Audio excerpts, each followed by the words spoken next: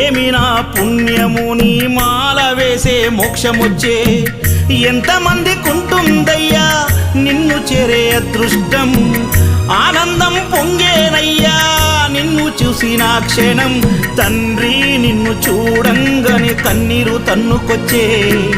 ఒక్కసారిగా నన్ను గన్న తల్లిదండ్రులు గుర్తుకొచ్చే చక్కని మల్లె జాజి పూల పరుపు వేసి